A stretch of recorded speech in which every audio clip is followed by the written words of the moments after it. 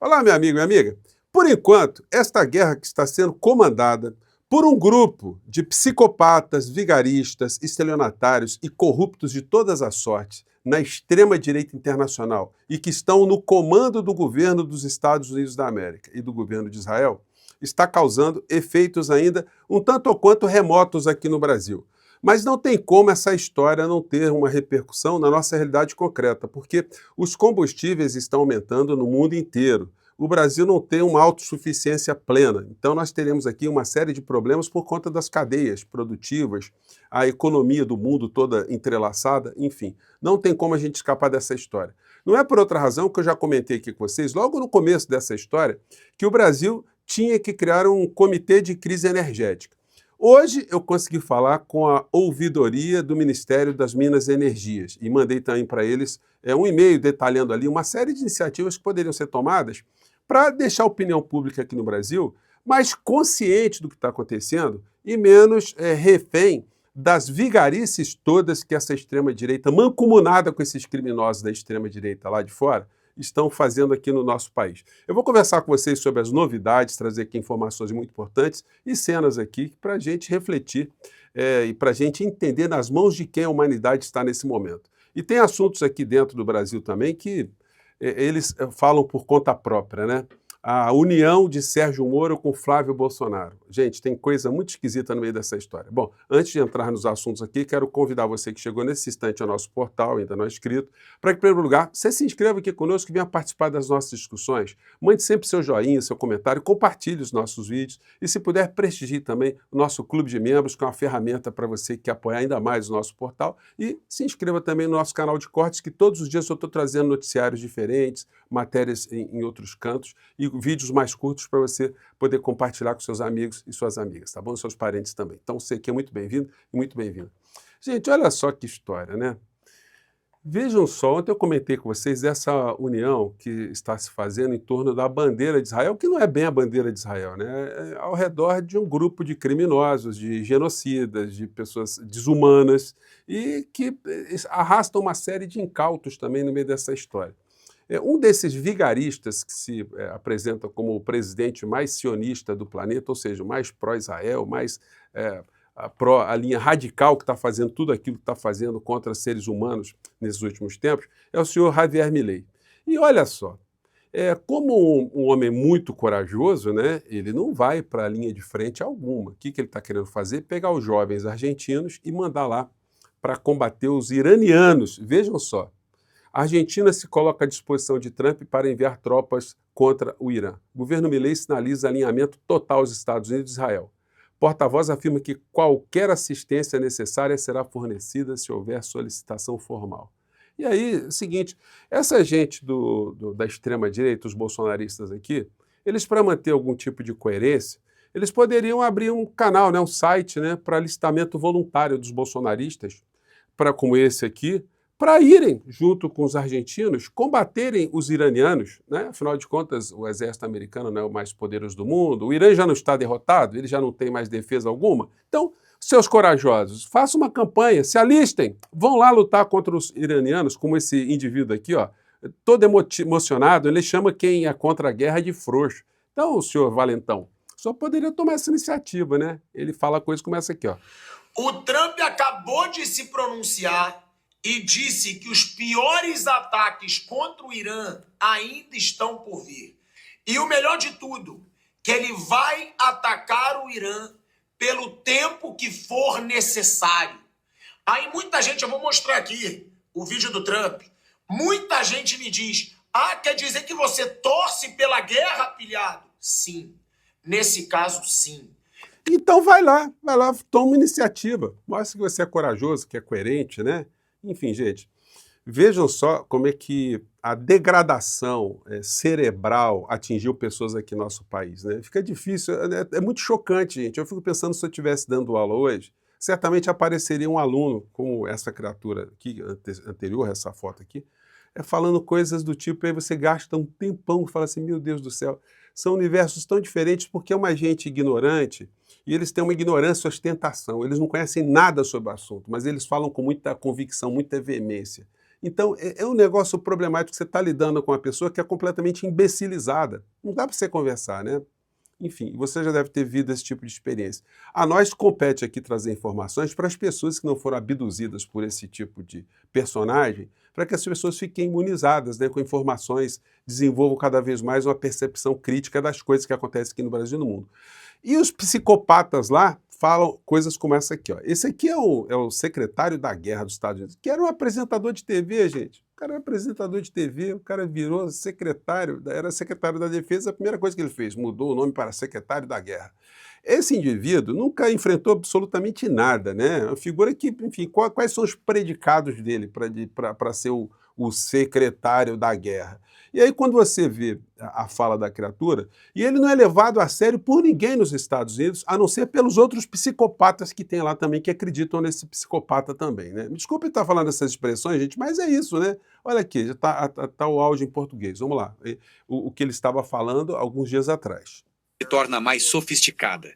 Olhando para cima, o IRGC e o regime iraniano veem apenas duas coisas na lateral das aeronaves: a bandeira americana e a estrela de Davi. Vejam só, né, gente? A bandeira americana e a estrela de Davi. Que coisa, né? Isso são os iranianos. Eles veem os aviões lá nos céus do Irã, né? Mas não é isso que está acontecendo, não, né? Está mentindo, mas a mentira faz parte da estratégia de guerra, né? É o pior pesadelo do regime maligno. O Irã não tem defesas aéreas, o Irã não tem força aérea, o Irã não tem marinha. Os mísseis, os lançadores de mísseis e os drones deles estão sendo destruídos ou... Ou seja, o Irã acabou, né? Sim, é só mandar agora os navios para lá com tropas e ocupar o território, né? derrubados. O volume de mísseis iranianos caiu 90%. Seus drones de ataque de voo único caíram 95% ontem. E como o mundo está testemunhando, eles estão demonstrando desespero total no Estreito de Hormuz. Estão muito desesperados. A gente vai ver aqui como é que está esse desespero. Algo que nós estamos resolvendo. Nós temos lidado com isso. Não se preocupem com isso. Não se preocupem com isso, né?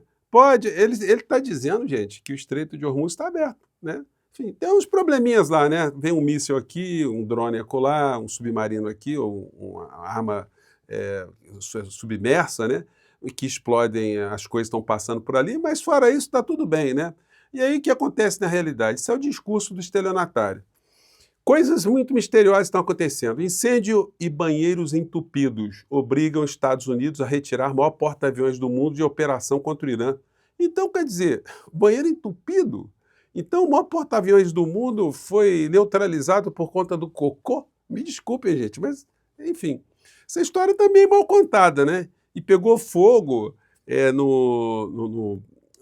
como é que chama? A lavanderia, pegou fogo, então o porta-aviões todo vai ser deslocado. Muito estranha essa história, né? Porque eles não atestam nenhum tipo de baixa. Tudo acontece, é fogo amigo, é um problema técnico, não morre ninguém do lado dos Estados Unidos, do lado de Israel, né? Incrível. E o que acontece agora? Petróleo se aproxima de $120 após ataques a refinarias do Oriente Médio. Mas o secretário não falou que está tudo legal? Pô, está vencendo, não tem mais... Eles não estão representando mais risco nenhum, que vão ocupar o Estreito de Hormuz, está uma beleza. E o barril está 120.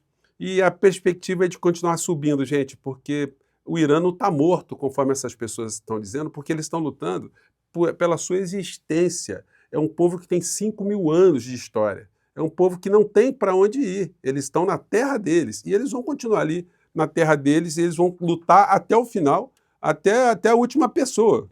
Porque é um povo que só conhecendo o seu caráter é que a gente vai poder compreender do que eles estão dispostos para manter a sua civilização, né? Então tá aí.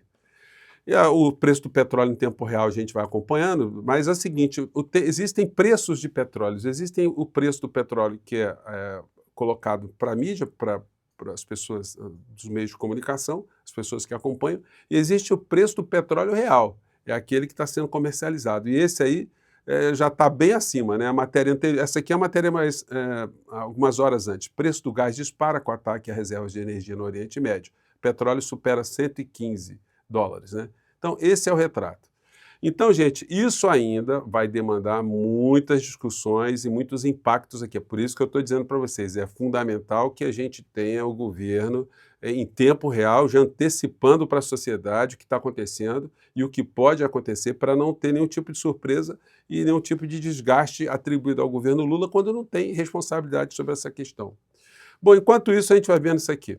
Alta nas pesquisas faz Flávio Bolsonaro adiar divulgação de plano de governo. Por quê? Porque o plano de governo dele é um plano para pegar pobre, para tirar direitos dos trabalhadores, para aumentar a jornada de trabalho, para privilegiar o setor financeiro, o setor econômico, para beneficiar todos esses grupos que sugam os povos de uma maneira em geral, como está acontecendo na Argentina. Então ele está segurando a onda, né? Arrebentar com o aposentado, congelar salário mínimo, é isso aí.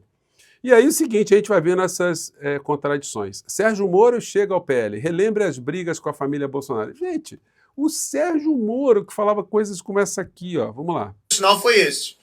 O governo trabalhou para que o COAF fosse de volta, fosse lá para o Ministério da Economia. Tá? Depois teve uma decisão do Supremo que beneficiou lá o filho do presidente, parou uma investigação, foi uma liminar de um dos ministros. O governo também não queria que a gente... O problema é que essa liminar ela parava todas as investigações de lavagem de dinheiro no país. Né? Parava tudo. E o presidente não queria que a gente mexesse nisso. O presidente me falou assim, Moro, se você não vai ajudar, não atrapalha.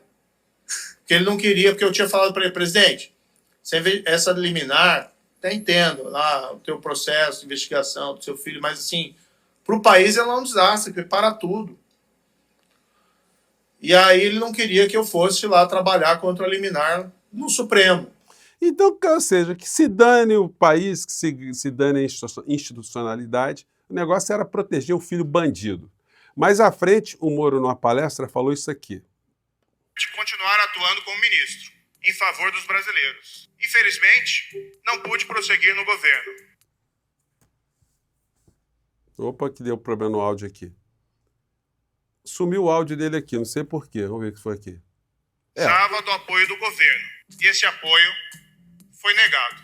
Quando eu vi meu trabalho boicotado, e quando foi quebrada a promessa de que o governo combateria a corrupção sem proteger quem quer que seja, continuar como ministro seria apenas uma farsa. Os avanços no combate à corrupção perderam força.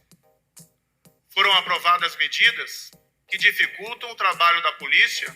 Olha, seja, o Moro sabe que o Flávio é ladrão, que o Flávio Bolsonaro é ladrão. Ele sabe disso, que o Flávio Bolsonaro... Porque como é que eu vou dizer alguém que tirava dinheiro dos funcionários para botar no bolso e ficar rico? Ladrão. A gente tem que ser claro com as palavras. E agora a gente vê o seguinte, ele que dizia que o Flávio Bolsonaro estava no partido de um outro ladrão, né? Valdemar da Costa Neto. Olha só a cerimônia que o Moro agora publica nas suas redes sociais. Ele do lado do Flávio Bolsonaro com Valdemar da Costa Neto. Ou seja, o conluio dos ladrões com o Sérgio Moro, né? Olha só. Olha, pessoal, uma grande alegria estar aqui com o meu amigo Sérgio Moro, que é o nosso pré-candidato a governador do Paraná. É o Valdemar da Costa Neto, que é o cara que foi condenado por suborno no Mensalão. É uma pessoa que compartilha das mesmas pautas, entende o momento que o Brasil passa. Que era o cara que estava com o Lula. E para a gente botar de pé o nosso projeto de resgate do país e recolocar o Brasil no caminho da prosperidade, o Moro está alinhado com a gente. Moro, estamos juntos, conta com a gente aqui, tá? Vamos mudar esse país. A política pode até perdoar a traição, mas não perdoa o traidor. Então, gente, essas são as contradições desse universo da extrema-direita, né? Tem coisas interessantes para comentar com vocês também, mas vou deixar para o nosso papo às 17h40. Por enquanto eu vou ficando por aqui. E governo federal, Comitê de Crise Energética já. Mandei por escrito lá para o Ministério. Gente, um grande abraço, mais tarde a gente volta. Tchau.